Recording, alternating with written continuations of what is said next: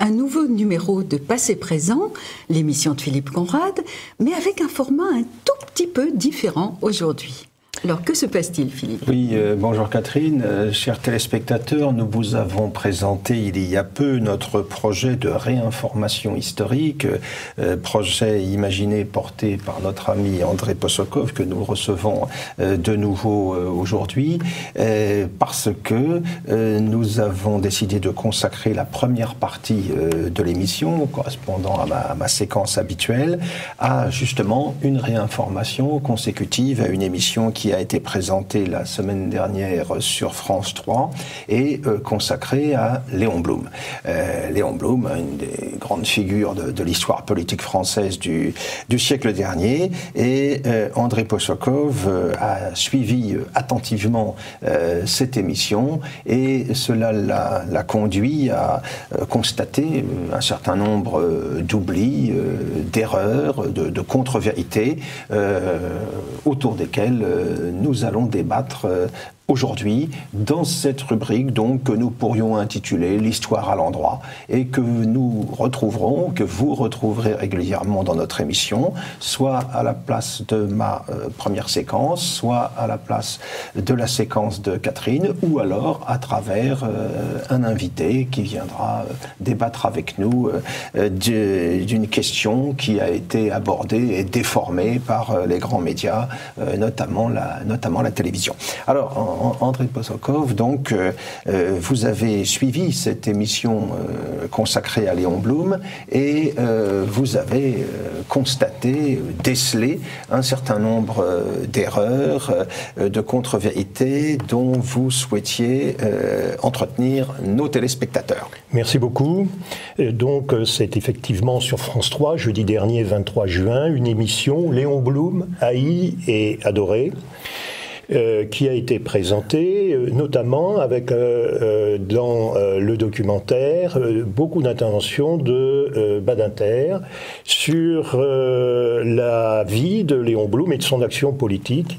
Il faut dire tout de suite, c'est une hagiographie, une vie des saints. Léon Blum est présenté comme héros et martyr. Donc il ne s'agit pas de faire toute une émission sur Léon Blum. Il s'agit simplement ni de contrer tout ce qui a été dit, mais il s'agit simplement de relever un certain nombre d'inexactitudes ou d'omissions. Et la première de ces omissions, c'est tout simplement, alors que Badinter dit que dans Léon Blum, dans ses discours, joint l'idée à l'action, qu'il n'y a jamais de démagogie, eh bien, je crois qu'il faut en premier lieu souligner l'aveuglement de Léon Blum face au péril hitlérien de la montée de l'hitlérisme, contrairement à ce que disait la droite à l'époque, qu'il a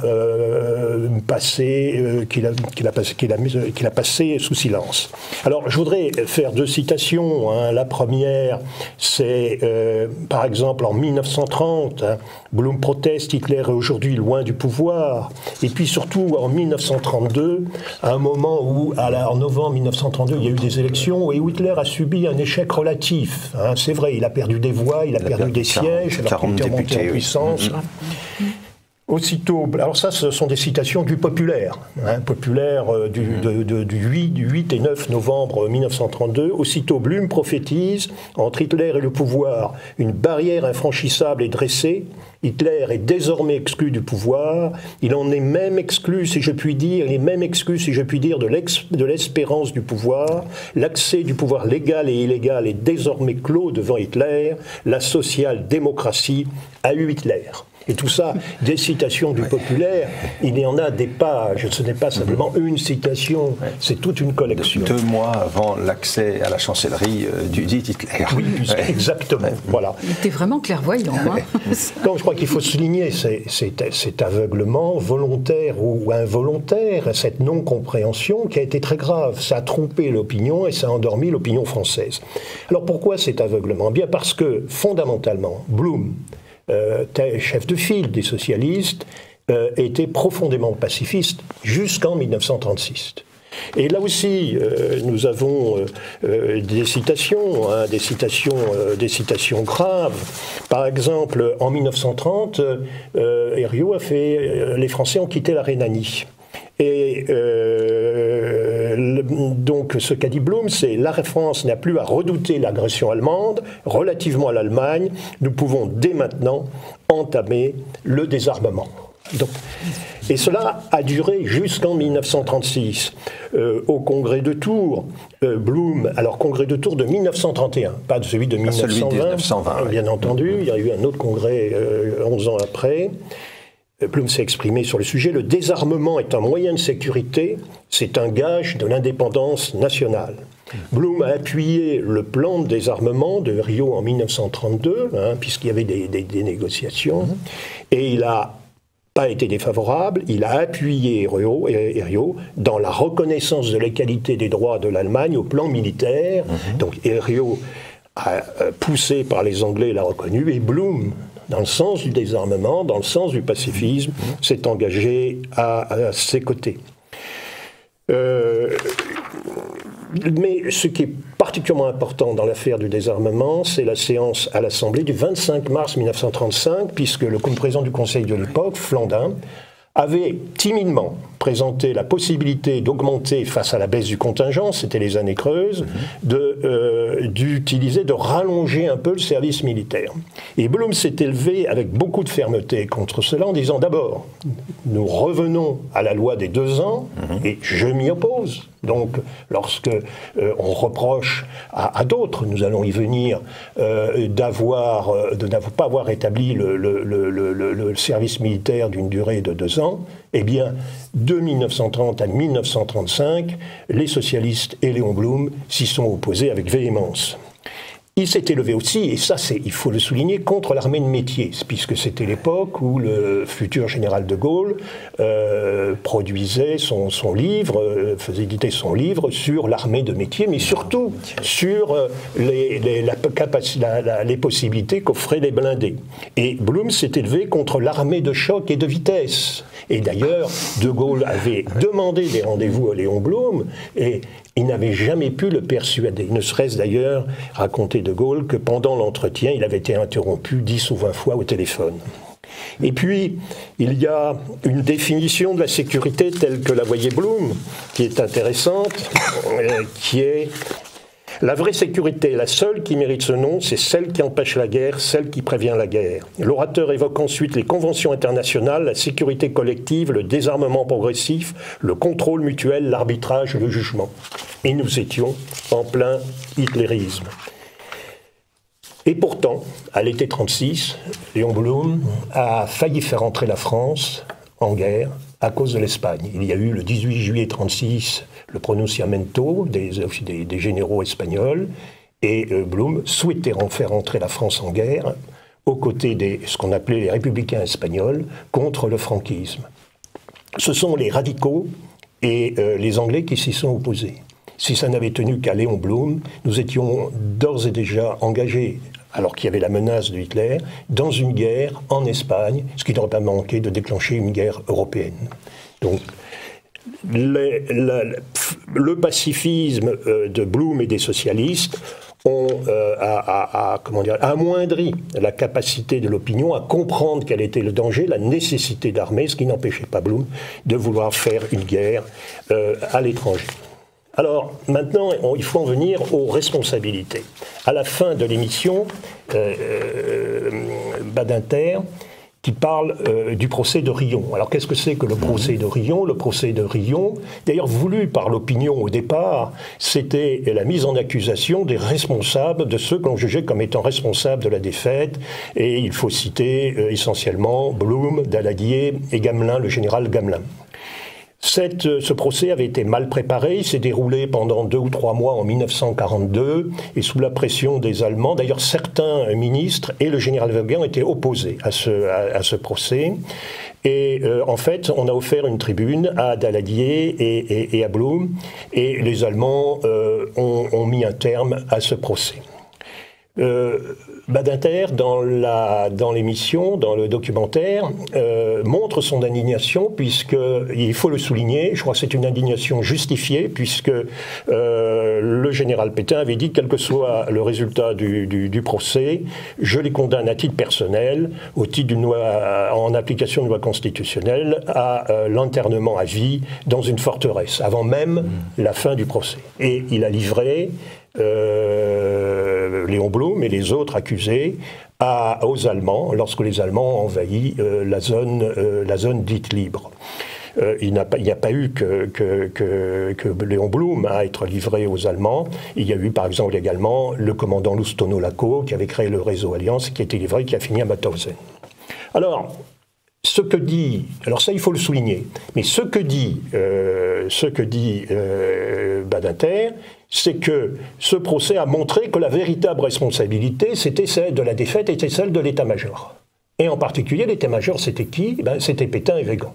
Et ça, c'est un mensonge absolu. En effet, Weygand a été à la tête de l'armée, je passe les détails, chef d'état-major, de 1930 à 1935. Et en 1935, il n'a plus eu de commandement, il n'a plus de responsabilité à la tête de l'armée. Or, c'est bien après le général Gamelin et Daladier en tant que, pendant 4 ans, ministre de la Défense nationale, ministre des Armées, qui avait suivi dans les responsabilités de la Défense nationale. 2 choses sur Weygand. Il s'est battu pendant 4 ans, pied à pied, contre la baisse constante voulue par les divers gouvernements qui se succédaient à un rythme accéléré, contre la baisse des crédits militaires qui a été extrêmement importante. La deuxième chose, il s'est battu pour rétablir le service militaire à 2 ans, s'est heurté aux pacifistes, aux socialistes, aux radicaux, il n'a pas pu le faire. Une chose aussi que l'on oublie, c'est que l'on a beaucoup reproché à l'état-major de n'avoir pas lutté pour mettre en place des divisions blindées. Mais Weygand, dès 1930-1931, a mis en place des divisions légères mécaniques qui étaient les précurseurs des divisions blindées, mais il l'a fait pratiquement en catimini. Il a appelé ça des divisions légères mécaniques. Les blindés que l'on y mettait étaient des automitrailleuses, et en réalité, les automitrailleuses de combat, eh bien, c'était en vérité des chars. Mais il ne le disait pas, sans ça, on s'y serait opposé. Donc, cette accusation contre le général Weygand est particulièrement injuste. Et c'est Weygand qui a relevé, le 19 décembre 1933, une déclaration de Léon Blum. Du moment qu'on démolit l'armée, j'en suis. Alors, en ce qui concerne le maréchal Pétain a eu des responsabilités directes à la tête de l'armée jusqu'en janvier 31, puisque c'est le général Weygand qui lui a succédé. Après, il a fait partie du Conseil supérieur de la guerre, il avait une influence morale, c'est vrai, mais il a été nommé inspecteur de la défense aérienne du territoire, il a fait beaucoup de recommandations, aucune n'a été suivie, on a vu le résultat en 1940. Il y a un livre qui a été écrit là-dessus, c'est Général Vautier de Max Schiavon. Alors, on peut reprocher des choses au maréchal Pétain. Il ne s'est pas beaucoup opposé à la politique de Painlevé dans les années 20, strictement défensive. Ça lui a été reproché par le général de Gaulle également. Mais à l'époque, la France était éminemment pacifiste et la classe dirigeante aussi. Puis il y a les citations, comme par exemple la préface du général Chauvineau, où effectivement il s'élève, il critique la doctrine des divisions blindées. Mais il y a d'autres citations. Par exemple, un discours qu'il a prononcé en 1935 à l'école militaire, et sans ce discours, le maréchal Pétain met en exergue le rôle non seulement des blindés, mais également de l'aviation. Et il faut rappeler que dans l'armée de métier, De Gaulle a beaucoup parlé des blindés, mais il ne parlait pas de l'aviation. La combinaison avec l'aviation. Et il est certain que le maréchal Pétain est certainement l'un de ceux qui, dans les années 30, a le plus insisté sur le rôle de l'aviation. Alors, on peut lui reprocher des choses, mais ça, il faudrait le lui reconnaître. Et on a bien vu en 1940 ce qu'il en a été. Mais surtout, ce qui est reproché par Badinter au maréchal Pétain, c'est de montrer c'est de n'avoir pas lutté pour le service militaire de 2 ans et surtout d'avoir diminué les crédits militaires. Alors, en juin 1934, le maréchal Pétain qui a essayé de remettre de l'ordre dans l'armée, s'est heurté à une opposition à l'Assemblée de Jules Mock, de Daladier et de Blum. Et de Blum avait dit « déposons les armes. Bon gré, mal gré, l'Allemagne sera bien obligée d'en faire autant ». Et c'était en 1934. Donc, les crédits, alors c'est particulièrement compliqué. C'est vrai que la classe dirigeante, le Doumergue et les ministres des Finances ont baissé les crédits. Mais le maréchal Pétain s'en a tiré par la création de comptes spéciaux. Et il y a eu des montants importants qui ont été alloués à l'armée, particulièrement pour la ligne Maginot, et on a créé des comptes spéciaux. Et ces comptes spéciaux, en 1934, on a eu un programme de 3 milliards pour l'armée marine, l'armée de l'air et la guerre, c'est-à-dire l'armée de terre. Et le budget de 1935, dit le plan Pétain, prévoyait un nombre important de chars auquel le maréchal Pétain tenait, et un budget de 800 millions. Et il faut rappeler qu'en 1934, peut-être que les crédits officiels sont globalement à la baisse, mais avec une Allemagne à l'époque qui n'a pas encore réarmé, qui a son armée de 100 000 hommes, sa modeste Reichswehr. Donc nous sommes dans un rapport de force qui est écrasant en notre faveur à ce moment-là.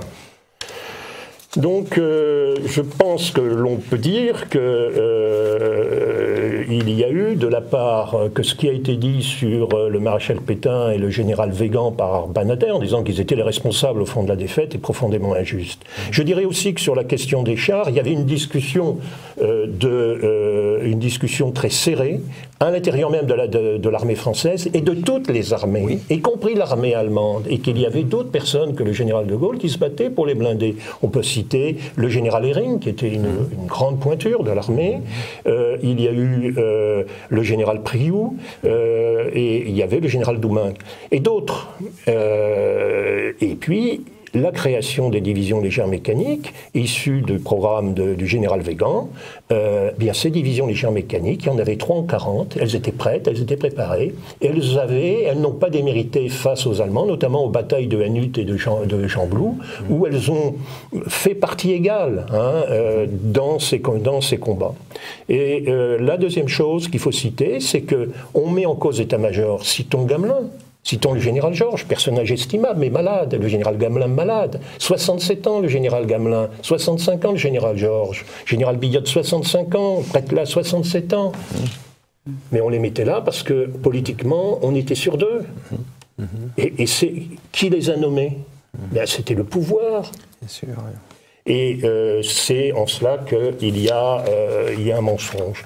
Pour le Front populaire, il faut aussi souligner l'apport de Léon Blum au plan social. Léon Blum a rattrapé une partie du retard considérable au plan social de la Troisième République, parce qu'on peut parler des classes dirigeantes et des bourgeois, mais c'était quand même les députés qui votaient les lois. Au plan, donc, on peut citer les 40 heures, les congés payés, les nationalisations des usines d'armement et les conventions collectives. Les congés payés, c'est extrêmement important. Mais au plan économique, le Front populaire a été un échec. Il suffit de lire les écrits d'Alfred Sauvy, qui n'était pas au départ hostile. Alors c'est vrai qu'il y a eu un budget supplémentaire de 14 milliards sur 5 ans, ou 4 ans ou 5 ans au plan militaire, mais à Daladier, en mai 37, c'est-à-dire toujours sous le gouvernement de Léon Blum, a refusé les divisions blindées que lui réclamait Gamelin et un allongement de service militaire. Et les 40 heures ont été un désastre. Ce qu'a bien montré Alfred Sauvy dans son histoire économique de la France de l'entre-deux-guerres. Tout à fait. Merci infiniment, André Possokov, pour ces éclairages ou ces remises au point nécessaires après cette émission consacrée à Léon Blum. Un petit peu de propagande, disons-le. Voilà. Restez avec nous.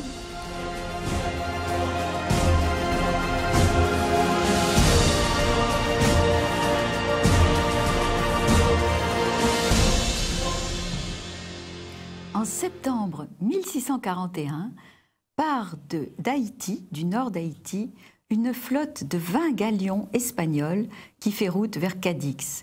Cette flotte est menée par l'amiral Villavicencio sur un bateau qui s'appelle Notre-Dame de Concepción, et c'est la flotte de l'argent, Flota Plata. Ces 20 galions sont bourrés jusqu'à la gueule de toutes les richesses du Mexique et de l'Amérique du Sud. C'est incroyable, c'est le plus gros trésor jamais amassé sur Terre. Les gens, à l'époque, les commentateurs diront cet amas de richesses dépassait l'entendement. Alors il y a les mines d'argent de Potosí qui ont donné des lingots, l'or du Pérou, les perles de l'île Margarita, des pierres précieuses, c'est incroyable, l'or du Mexique. Donc 20 galions qui partent fièrement de Porta de la Plata, donc au nord d'Haïti. Mais il va se passer deux choses. D'abord, ils sont trop chargés, et puis ils rencontrent une tempête incroyable qui les drosse sur le banc d'argent, qui est une sorte de haut fond qu'ils connaissaient, mais les pilotes se sont trompés de route avec la tempête, ils sont déroutés sur ce banc d'argent, et en quelques heures, toute la flotte va couler sur ce banc d'argent, sauf le bateau amiral qui réussit de justesse à s'en sortir.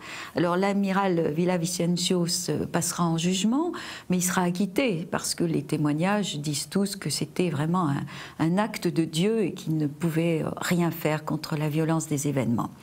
Alors là, c'était 1641 et il va se passer des années jusqu'à ce qu'un certain petit américain, on ne disait pas encore vraiment américain puisque c'était encore la couronne anglaise, mais un jeune américain né dans le Maine en 1651, il s'appelle William Phipps. Et il est de toute petite extraction, il est berger, son père est mort, il n'a pas d'argent, sa mère non plus.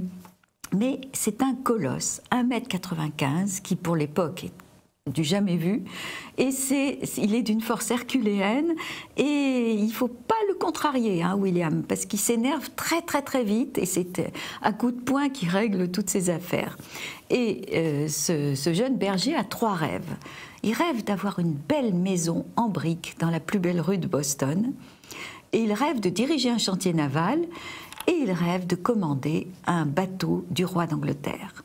Eh bien, il va réaliser ces 3 rêves parce qu'il va épouser la très jolie Mary Spencer, qui est la fille unique du patron d'un chantier naval dans lequel il va travailler et éventuellement, il va en hériter assez vite. Donc, premier rêve, il construit sa maison. Deuxième rêve, et il a toujours envie de diriger un bateau du roi d'Angleterre. Un soir, en sortant d'une taverne, il entend une bagarre, il se précipite, parce que les bagarres, c'était son truc, et il voit un vieil Italien qui est rossé par des malfrats, il va à son secours, et Ottavio, le vieil Italien, lui dit « Merci », et pour te remercier, je vais te dire où est la flotte d'argent qui a coulé en 1641. Alors là, il a des éléments précis, et il part tout de suite à Londres et il espère rencontrer le roi. On ne rencontre pas le roi comme ça, évidemment, c'est Charles II à l'époque, mais il va tellement s'incruster, tellement insister, être toujours là, que finalement, il arrive à rencontrer le roi. Et le roi l'écoute, ce qui est vraiment un miracle. Et troisième miracle, il lui donne le commandement d'un bateau qui s'appelle la Rose d'Alger. Et le voilà parti avec une commission royale. Il a réalisé donc son 3e rêve. Il arrive sur place. Bon, il a des éléments évidemment pour retrouver l'endroit du naufrage, mais il ne trouve rien. Il passe des semaines et des semaines avec toute une équipe de plongeurs indiens. Rien à faire, il ne trouve rien. Il est obligé de rentrer. Évidemment embêté. Et de retour à Londres, la situation a changé. Ça n'est plus le même roi, c'est Jacques II qui n'en a rien à faire, récupère son bateau et ne refuse même de le recevoir. Il va faire tellement de scandales au Palais Royal qu'il va finir par être jeté en prison et y passer 1 an. Et pendant son année de prison, il n'arrête pas de hurler haut et fort « Mais je sais où est le trésor, il faut me redonner une chance, il faut que j'y retourne, j'aurai d'autres éléments. » Et finalement, il va intéresser à son cas toute une série d'aristocrates, dont le duc d'Albermale et puis sœur Narborough, qui disent ce type-là, il a quand même de l'énergie, il a des éléments, on va mettre de l'argent dans son aventure. Donc finalement, le roi veut bien lui donner 2 bateaux et le revoilà parti pour rechercher ce fabuleux trésor. Au début, ça se passe mal parce que de nouveau, il ne trouve rien malgré ces 2 bateaux. Et finalement, un matin, une pirogue avec un Indien, l'Indien plonge et revient triomphant avec un lingot d'or.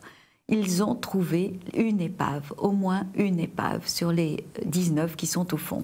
Et alors on a le journal de bord et c'est extraordinaire parce que tous les jours ils remontent avec aujourd'hui 41 lingots d'or, 32 sacs de pierres précieuses, des perles. Et donc ils fouillent complètement cette épave et ils repartent absolument triomphants vers Londres. Ils sont pourchassés par des corsaires, parce que ça s'est su évidemment tout ça, mais ils échappent aux corsaires, ce qui n'était pas évident. Et le 6 juin 1687, il remonte triomphalement la Tamise. Il est reçu comme un dieu vivant. Le roi va l'anoblir, il devient Sir William Phips et il est immensément riche, évidemment. Il partage avec ses associés, les aristocrates qui avaient confiance en lui, mais il a une bonne part quand même du butin et il est absolument fou de joie. Alors ses associés disent « mais on n'a trouvé qu'une épave, on y retourne, on va recommencer ». Alors ils retournent, mais cette fois-ci ils trouveront rien et ils repartent. Bon, mais enfin peu importe, ils ont quand même récupéré à peu près 27 tonnes de butin pour plus de 300 000 livres sterling, c'est une fortune colossale. Il revient dans le Massachusetts et le roi le nomme gouverneur du Massachusetts. Là, il va faire quelque chose qui est bien, c'est qu'il va mettre fin au procès en sorcellerie de Salem. Hein, il croyait que c'était vraiment une perte de temps et d'énergie, que c'était idiot. Il ne croyait pas que ces femmes étaient des sorcières, qu'il fallait pendre. Et puis, il va avoir une mauvaise idée, comme il est très riche. Il montre sa propre armée et il se lance contre le Québec, contre les Français. Là, il va perdre toute sa fortune et ses illusions. Il devient aigri, obèse, cherchant querelle à tout le monde. Il n'est pas bien vieux, mais ça y est, ses belles années sont passées. Il va même finir en prison pour dette, ce qui est quand même un comble, alors qu'il a été un des hommes les plus riches du monde à l'époque. Eh bien oui, il a tout claqué comme ça, comme quoi, hein, bon, voilà, c'est comme ça. Il va mourir obèse, de maladie, à 43 ans, totalement ruiné, avec quand même sa gentille petite Marie qui est restée à ses côtés tout le temps. Et puis, eh bien, le problème reste entier, parce qu'il reste 18, puisqu'on en a trouvé un et qu'il y en avait un qui s'était sauvé. Il reste 18 galions au fond de l'océan, sur ce banc d'argent. Alors, si quelqu'un d'entre vous a envie de tenter l'aventure, en tout cas, c'est une belle histoire. William Phips, qui a vécu ses rêves, ses 3 rêves, et qui a trouvé le trésor le plus fabuleux du monde. Je ne crois pas qu'il y ait eu un autre trésor sous-marin aussi riche dans l'histoire de la navigation. Moi, je dis bravo, William Phips.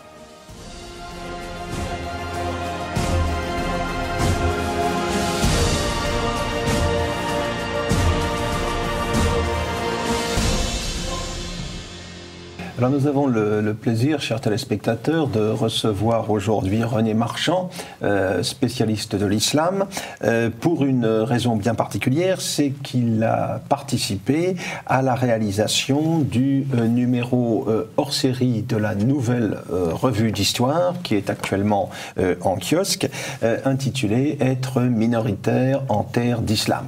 C'est bien sûr l'actualité qui a commandé la réalisation de ce numéro, mais comme d'habitude avec notre revue, il ne s'agit pas seulement de commenter l'actualité, mais de chercher dans le passé, dans l'histoire, dans la longue durée, les éléments nous permettant de l'interpréter, d'anticiper sur les choses à venir. Alors ce numéro de la Nouvelle Revue d'Histoire, il revient donc sur l'histoire de l'islam, multiséculaire de l'islam, et plus particulièrement sur la manière dont les musulmans ont traité les minorités, à l'intérieur même d'ailleurs de la communauté musulmane, voir par exemple le sort réservé aux chiites, ou alors aux alévis, ou alors à la minorité soufie à diverses époques, mais surtout aux minorités correspondant à d'autres religions, les yézidis par exemple. Nous avons un article sur les Kalash, les derniers païens de l'Hindoukouche qui souffrent de discrimination au Pakistan, et puis surtout un certain nombre d'articles sur les diverses formes qu'a pu prendre au fil des siècles la dhimmitude, c'est-à-dire ce statut de soumission à l'islam dominant, particulièrement en Espagne, car on sait la place que tient ce que j'appellerais le mythe d'Al-Andalus dans le discours qui vise à légitimer la société multiculturelle chère à certains. Eh bien, nous avons là des spécialistes espagnols et des spécialistes du plus haut niveau qui remettent les choses en place à propos de cette affaire. Nous avons aussi des articles consacrés aux Balkans sous le joug ottoman, à la situation de la minorité arménienne dans l'Empire ottoman et à sa disparition, et puis aussi des articles correspondant davantage à l'actualité, notamment le reportage de Charlotte Dornelas en Syrie, l'interview de l'archevêque d'Alep, et un certain nombre d'autres textes qui permettent d'avoir une meilleure approche, une meilleure appréciation des enjeux d'aujourd'hui. Alors parmi ces auteurs, j'allais oublier l'entretien réalisé avec Richard Millet, bien sûr, qui connaît très bien le Liban en particulier. Mais alors parmi les auteurs qui ont participé à la réalisation de ce numéro, René Marchand, qui est donc parmi nous aujourd'hui, et qui est un orientaliste à l'origine, un arabisant, qui a écrit un certain nombre d'ouvrages qui ont fait débat. La France en danger d'islam, par exemple, un ouvrage consacré à Mahomet, des travaux, des réflexions qui s'inscrivent dans la réaction actuellement en cours face à l'angélisme qui domine généralement quand il s'agit d'aborder cette question. Alors, René Marchand, vous nous avez donné un article, l'islam et les autres selon la Sunna, et vous nous expliquez comment, dès le départ, se met en place un système de domination qui va ensuite correspondre au statut de dhimmi dans toutes les terres d'islam qui s'étendent depuis l'Atlantique jusqu'à l'Asie centrale. Et vous nous montrez que tout cela, ça commence dès l'époque du prophète, ça commence dès l'époque de Mahomet. Donc, repartons vers la péninsule arabique au début du 7e siècle et dites-nous comment et par quelles étapes tout cela se met en place. L'islam a connu deux naissances.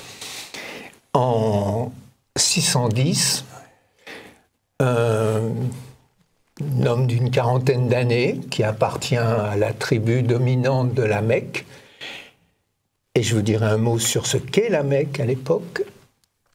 Cet homme entend des voix qui lui annoncent la fin du monde, la punition des méchants et la récompense des justes. Lui-même est dans une situation qui n'est pas très brillante. Il appartient à la tribu dominante, les Qurayshites, lesquels ont le monopole du commerce entre la Méditerranée et l'Extrême-Orient par la bande du Hedjaz. Il est sans enfant mâle, et le Coran le dit, on t'a traité d'Aptar, chien à la queue coupée. Oh, c'est sympathique, ça. Il a épousé dans sa jeunesse une femme beaucoup plus âgée que lui. Et elle est devenue laide, elle était très riche, elle gérait seule une affaire d'import-export. ce qui ne se passera jamais en islam après Mahomet. Et il n'a pas d'autre femme, parce que justement, comme elle était riche, il est probable que le contrat précisait qu'il ne devait avoir qu'une épouse. Alors cet homme est mal dans sa peau, et il a eu déjà des hallucinations auditives. Tout ça est dit dans les textes fondateurs de l'islam, mais il faut aller les chercher, ces détails. Et il prend l'habitude de s'isoler. Et un jour, il entend une révélation, il est paniqué, il croit que ce sont les djinns qui se sont emparés de lui, il se réfugie auprès de sa femme. Anecdote, elle lui dit, bien, s'ils sont des méchants, on va bien voir, je vais me dévêtir, s'il reste, c'est que ce sont des méchants. Oui, je me dis. C'est imparable. Peu importe. Bon, il va, pendant 10 ans, il va prêcher un monothéisme strict. Mais la Mecque est la capitale du polythéisme arabe. Il y a déjà la Kaaba, la pierre noire, le pèlerinage qui rapporte beaucoup d'argent aux Koraïchites et qui leur permet d'avoir des contacts avec les autres. Alors il ne sera pas bien vu, il sera parfois un peu maltraité, mais ces commerçants qui ont l'habitude de traiter avec Byzance, avec les grands navigateurs, sont assez indifférents aux questions religieuses, et la preuve c'est qu'ils ne le tuent pas. Alors que lui, dès qu'il aura le pouvoir, il va tuer à tour de bras.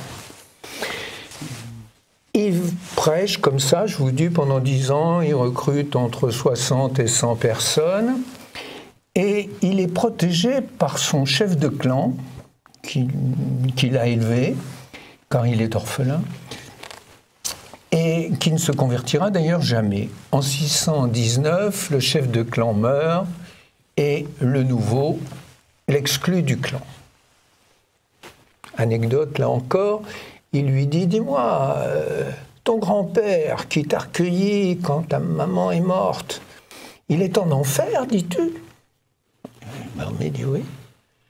Et je comprends pas, ta religion n'existait pas, mais il est en enfer. T'es trop bête, il l'exclut textuellement, hein. Ceci est raconté, je n'invente rien. Donc, ça veut dire, exclu du clan, que quiconque peut le tuer sans avoir à verser le prix du sang. C'est une mort civile. Donc il doit partir.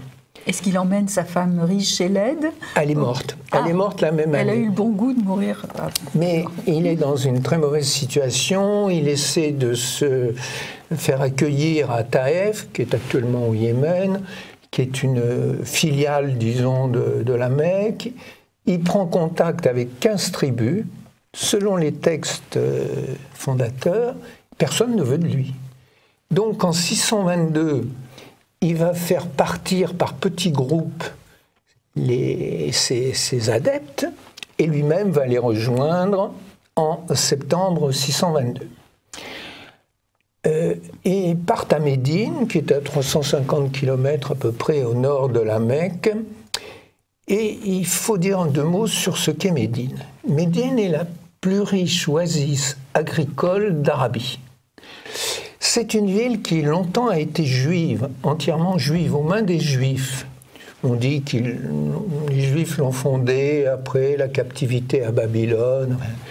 Et au siècle précédent, vers 550, les Juifs ont accueilli des Yéménites, qui étaient donc des Arabes sédentaires, agriculteurs, dont les terres n'étaient plus irriguées, étaient mal irriguées à la suite de la rupture d'un barrage de retenue. Et ces gens déjà formés, puis qui n'allaient pas avoir trop de revendications, ont été bien accueillis, suivez mon regard. Et puis les Arabes ont fait du rapprochement, non pas familial, mais peut-être aussi un peu, mais tribal, et ils en ont fait venir d'autres. Si bien qu'à la fin du VIe siècle, les Juifs ont quasiment perdu le pouvoir politique. Et insécurité, mais même guerre en 617, il y a eu une guerre. Alors, il y a des alliances entre certains clans arabes et clans juifs les juifs sont protégés. Enfin, il arrive là-dedans. Il arrive là-dedans, là-dedans. comme ça. Alors, après, quand on va raconter l'histoire de Mahomet au IXe siècle, on va dire qu'il a été appelé par des monothéistes, etc. On arrange les choses, oui. Mais alors, la tradition se contredit elle-même. Il n'est pas du tout appelé comme arbitre suprême ou une sorte de bourgmestre. C'est que les musulmans crèvent la faim. Pourquoi? Parce que ce sont des gens qui ont l'habitude, qui travaillent dans le commerce. Ils sont ni artisans ni agriculteurs. En outre, ces gens qui sont habitués à un climat sec se retrouvent dans une oasis où l'eau abonde et beaucoup tombent malades. Ah bon? Et oui, donc Mahomet, qu'est-ce qu'il fait? Il va organiser des razzias. D'après la tradition, 5 ou 6, je crois. Des attaques de caravanes. Des attaques de caravanes. Mais ce qui est très important, c'est que la razzia, c'est très bien dans la poésie, et les universitaires ont beaucoup regardé la poésie. Mais sur la grande voie que contrôlent les Koraïchites, il n'en est pas question. La razzia est punie très sévèrement. Et la preuve, c'est que les caravanes se promènent sans accompagnement armé, alors que quelques années plus tôt, ils se faisaient accompagner d'Éthiopiens. C'est du grand banditisme. C'est du grand banditisme, c'est ce qu'on peut appeler en mauvais français un hold-up. Oui, tout à fait. Alors, il organise plusieurs razzias, ça ne marche pas, et finalement, un groupe d'une dizaine de musulmans attaque une petite caravane de 4 bonshommes, et pour un butin qui va se révéler dérisoire. Mais la razzia s'est passée dans de mauvaises conditions, puisque l'attaque a eu lieu pendant le mois de trêve, un mois traditionnel pendant lequel on ne doit pas verser le sang. Deuxièmement, un des attaquants s'est déguisé en pèlerin. Double blasphème. Oui, ça ne va pas plaire, ça. Et troisièmement, ce coup a eu lieu en territoire mécois.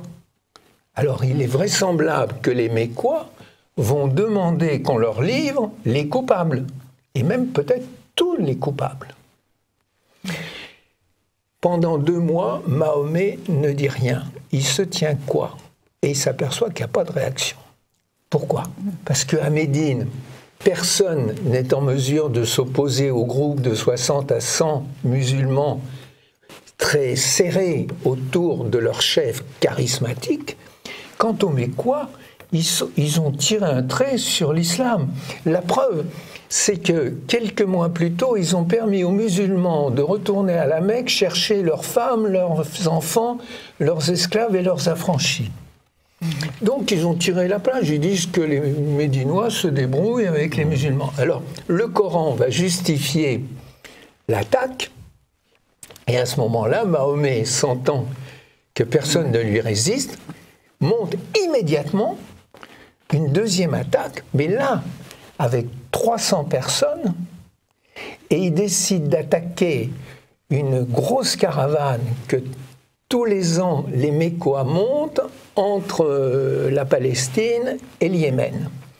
Et là, il y a vraiment une guerre, car les Mécois ont été alertés, ils ont fait venir des renforts, il y a des morts, il y a des prisonniers, mais Mahomet va l'emporter, et quand il revient à la Mecque, il est l'homme le plus puissant de la ville. Et il installe immédiatement, il consolide immédiatement son pouvoir. Comment? Sur 2 piliers. La terreur, le butin. Alors la terreur, c'est quoi? C'est par exemple le meurtre d'une femme poète qui s'est moquée non seulement un peu de lui, mais surtout des Médinois qui lui faisaient bonne figure. la femme est éventrée de nuit au milieu de ses enfants alors qu'elle allait de son dernier né. Et quand on lui rend compte de l'assassinat, il a ce mot merveilleux, « deux chèvres ne se prendraient pas aux cornes pour elle ». Il fait assassiner un autre poète. C'est pour ça que les gens qui disaient « je suis Charlie », il était très gentil avec les poètes, c'est pas vrai. Donc il s'installe dans la terreur. Et deuxièmement, car il est d'une intelligence politique remarquable, il va faire savoir que quiconque vient avec lui, eh bien, est assuré d'une part de butin, et il établit des règles de répartition du butin, alors que très souvent il y avait énormément de bagarres au moment de la répartition. Le butin, qui est un don d'Allah, Allah récompense ceux qui se battent dans son chemin de deux manières, par le butin pour les vivants et par un paradis de délices pour les morts. C'est là les 72 vierges. Oui, oui, on parle oui. beaucoup ces temps-ci. Mais il va se conduire en autocrate. Il va se conduire, il justifie tout. Il fait une chose, il fait le contraire le lendemain, le Coran arrive et lui dit que c'est très bien. Bon, il a envie de la femme de son fils adoptif, c'est un inceste pour les Arabes, le Coran le justifie.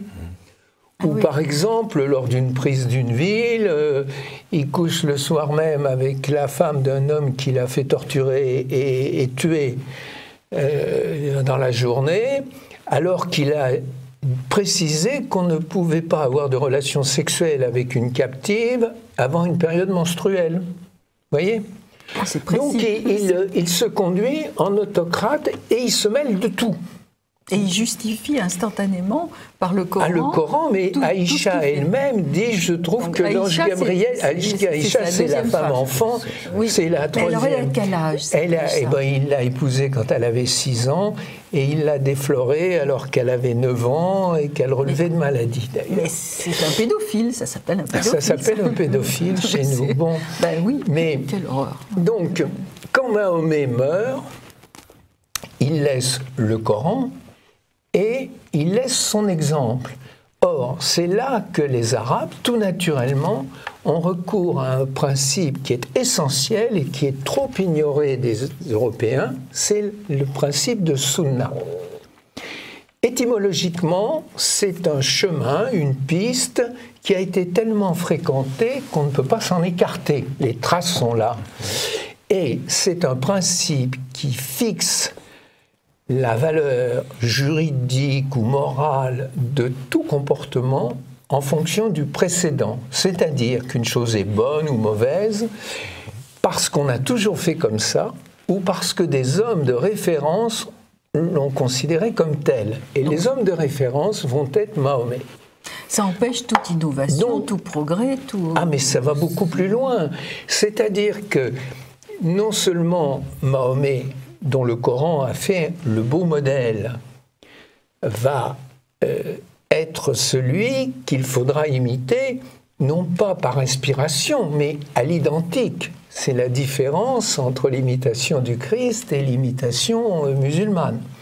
Mais d'autre part, quand les musulmans vont réussir leur fantastique conquête, ils vont se trouver face à des peuples qui ont des coutumes, des modes de vie tout à fait différents. Donc la sunna va permettre de faire entrer les mœurs arabes dans ces civilisations, et puis la sunna qui interdit la novation, c'est un péché, c'est un crime. Le mot péché et le mot crime sont quasiment synonymes, là où tout est religieux. Mais elle va travailler de plus en plus vers le minuscule. C'est-à-dire qu'en utilisant le principe, j'ai le mot arabe, là, je retrouve le mot qiyas, c'est-à-dire la ressemblance, vous voyez, ou le consensus, alors on se battra, est-ce que c'est le consensus des savants ou du peuple, etc. On va aller jusqu'à l'infime détail de la vie privée, c'est-à-dire que les musulmans vont se trouver enfermés dans un ensemble de lois. C'est un carcan terrible. Absolument terrible. Terrible. Ouais. Et un psychiatre danois qui s'appelle Nikolai Sennels a fait passer, il y a une dizaine d'années, beaucoup de prisonniers dans son bureau pour voir un peu comment fonctionnait la psychologie musulmane. Et il dit, le plus important, c'est l'absence de ce qu'il a appelé le forum intérieur. C'est-à-dire que les musulmans savent à tout moment comment se conduire, ou ils sont censés savoir à tout moment comment se conduire, et donc ils ne font pas appel au libre arbitre, d'où leur difficulté d'insertion dans des sociétés où la liberté de conscience est fondamentale. Donc la sunna va étendre son pouvoir, et en même temps, ce qu'il faut bien voir, c'est qu'elle va justifier toutes les grandes actions politiques, c'est-à-dire que les renversements de dynastie, les écoles de pensée, tout ça, vont toujours se faire pour non pas une prise de distance vis-à-vis du passé, mais pour un retour au passé. C'est ce que j'ai appelé, après d'autres, l'involution. Oui. Et c'est très difficile à comprendre pour nous, Européens, surtout pour nous, Européens du XXIe siècle, qui sommes des malades de la nouveauté. On a parlé de la néomanie. Oui. C'est-à-dire qu'il faut toujours avoir le dernier téléphone, le dernier... Donc tout ça, donc ils vont bien évidemment accepter les armes nouvelles, tout ça, d'ailleurs sous prétexte de défendre l'islam, car l'islam n'est jamais coupable, hein, il est toujours attaqué. Mais... Et donc, vous voyez donc qu'il y a eu deux naissance de l'islam. Il y a l'islam première manière qui est essentiellement religieux, on peut dire, et celui qui naît après l'attaque de la caravane qui a réussi à Nakhla, c'est une petite oasis, où d'ailleurs que Mahomet connaissait parce que c'était là qu'il avait converti les djinns. Ah, il avait même réussi à convertir les djinns. Oui, oui. Donc, vous voyez qu'il y a deux Mahomet, et c'est le deuxième Mahomet qui va créer le droit. Alors, il nous reste très peu de temps. Juste un mot sur les malheureux dhimmis qui sont sous la coupe, sous le règne de l'islam. Eh c'est-à-dire que la dhimmitude est née lorsque Mahomet s'est emparé de la plus riche oasis juive, Khaybar, qui était aux mains de banquiers, usuriers et joailliers. Et cette ville était protégée, entre guillemets, à la manière d'Al Capone, vous voyez, par les nomades, les vrais nomades du désert, qui prenaient une partie de la récolte pour ne pas faire de mal aux joailliers, banquiers, usuriers. Bon. Et alors lui, il les rassemble, et il leur dit « Venez avec moi, vous allez voir ». Et puis tout ce qu'il voit, c'est qu'il remplace la taxe de protection que touchaient les nomades par la sienne, qui est la jizya. Et ce qui est intéressant, c'est qu'il ne cherche pas à convertir les Juifs, car pour lui, l'islam est destiné aux Arabes. Et il faut savoir que pendant très longtemps, les convertis avaient un statut que Anne-Marie Delcambre définit comme peu valorisant de Maoula, c'est-à-dire c'est l'équivalent de l'affranchi, lequel doit rester auprès de son maître. On ne cherche pas à convertir. Vaut mieux apporter des impôts. Et une parenthèse, pourquoi les Byzantins, par exemple, se sont fait battre? Il y a beaucoup de raisons, mais la première, c'est qu'ils ont cru que les Arabes allaient faire un aller-retour avec une razzia. Mais les Arabes qui avaient travaillé avec eux avaient appris que l'impôt est plus intéressant que la razzia, parce qu'il dure. Oui, bien sûr. Bien sûr, oui. Eh bien, merci pour tous ces éclairages tout à fait passionnants, René Marchand. Je rappelle donc le numéro hors série de la Nouvelle Revue d'Histoire, Être minoritaire en terre d'islam, où vous retrouverez d'ailleurs un article de René Marchand qui explicite, qui complète tout ce qu'il nous a dit au cours de cette émission. Et bravo René Marchand, parce qu'on apprend beaucoup de choses sur ce grand homme qui était Mahomet. Restez bien, à la semaine prochaine. À bientôt, chers amis.